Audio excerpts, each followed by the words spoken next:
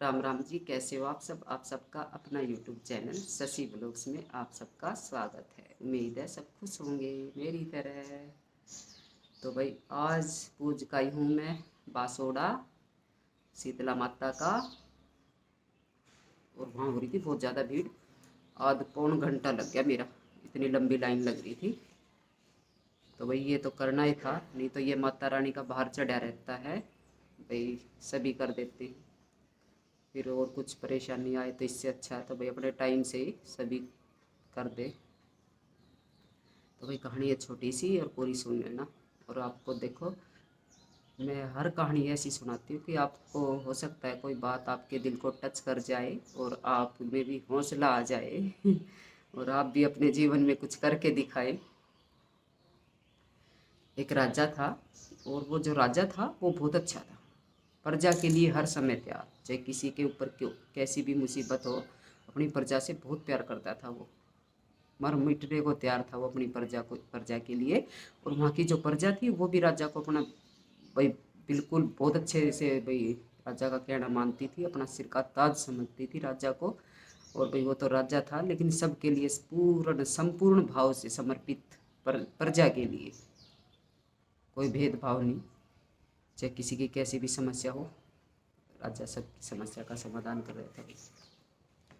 मतलब राजा वो इतना अच्छा था कि जो पड़ोसी जो राजा थे भाई उनको जलन थी कि भाई ये राजा इतना अच्छा क्यों है, कैसे है, इसकी प्रजा इसको इतना प्यार क्यों करती है। तो देखो भाई, अच्छा आदमी तो कोई भी हुआ, सभी प्यार करेंगे, सभी इज्जत करेंगे, सभी रिस्पेक्ट करेंगे। तो अच्छे आदमी की तो सभी करते हैं भाई। तो उस राजा की भी इतनी प्रजा कहना मान्य थी बहुत ज़्यादा। और अब भाई मतलब कुल मिला के प्रजा जो है ना बहुत अच्छे से थी भाई राजा के साथ। तो उन राजा ने जो है भाई एक बार प्लान बनाया, अब ये राजा इतना अच्छा है इसको तो हम कैसे भी करके मारेंगे, क्योंकि भाई हम वो राजा इतने अपनी प्रजा के प्रति नहीं थे। तो इस राजा से जलन थी, तो उन्होंने क्या उन्होंने वहाँ जो है उसी राजा के पहरेदार को एक को पटा लिया।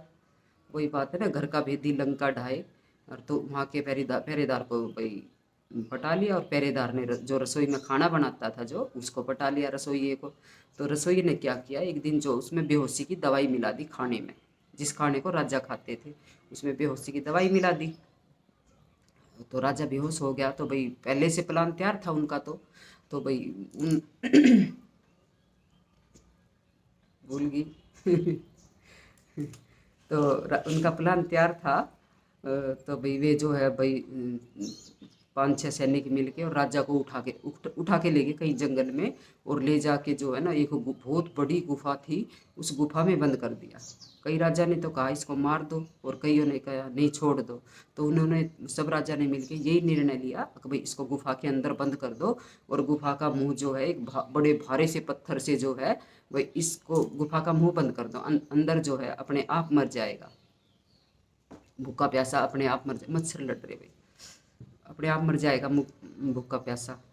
तो भाई वे तो उसको अंदर करके और गुफा का मुंह जो है बहुत भारी पत्थर से बंद करके और आगे।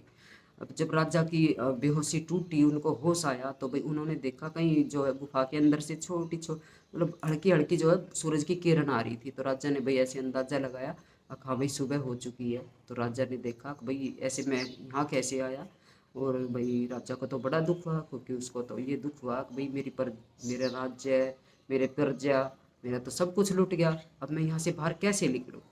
तो भाई बहुत देर तक राजा के हाथ भी बांध रखे थे।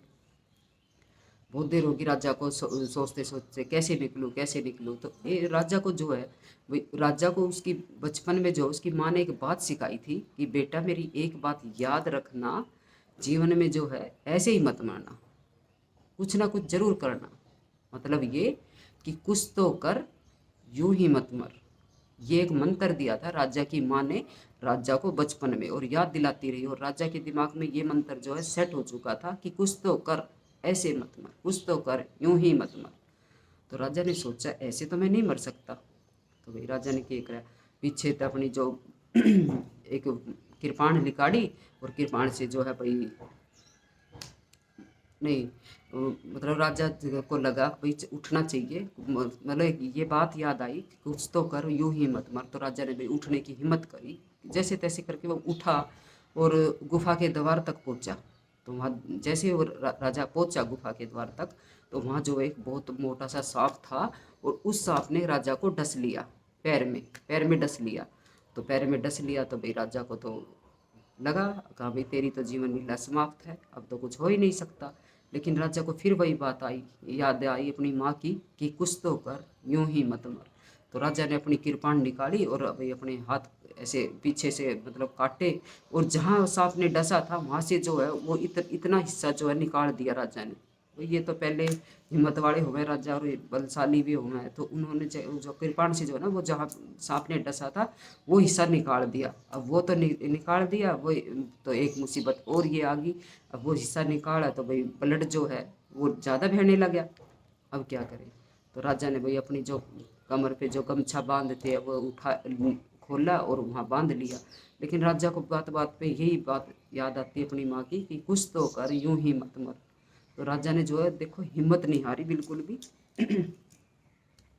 और राजा ने अपने आप को बचा लिया। राजा ने अपने आप को बचा लिया, जैसे तैसे करके वो गुफा से बाहर आया। और देखा बाहर आके, तो देखो राजा के ऊपर इतनी मुसीबत आई थी, अगर राजा कोशिश नहीं करता तो भाई राजा मर जाता अंदर। लेकिन राजा को अपनी माँ की बात याद आई, कि कुछ तो कर, यूं ही मत मर। तो भाई जीवन में जो है ना, कि कठिनाई परेशानी मुसीबत सबके जीवन में है, सबके जीवन में है। ऐसा कोई बंदा नहीं है जिसके जीवन में दुख परेशानी भाई कठिनाई ना हो। तो भाई कठ हिम्मत ना हारे, और अपनी हिम्मत बनाए रखे। अगर राजा हिम्मत हार जाता तो अंदर ही मर जाता, लेकिन राजा ने हिम्मत नहीं हारी। उनको अपनी माँ का मंत्र याद रहा, कि भाई कुछ तो कर, यूं ही मत मर। तो भाई अपना हौसला बुलंद रखे, और भाई मुसीबत का कठिनाई का सामना करे। तो भाई ये थी छोटी सी कहानी। अगर आपको पसंद आए तो प्लीज़ लाइक शेयर सब्सक्राइब कर देना।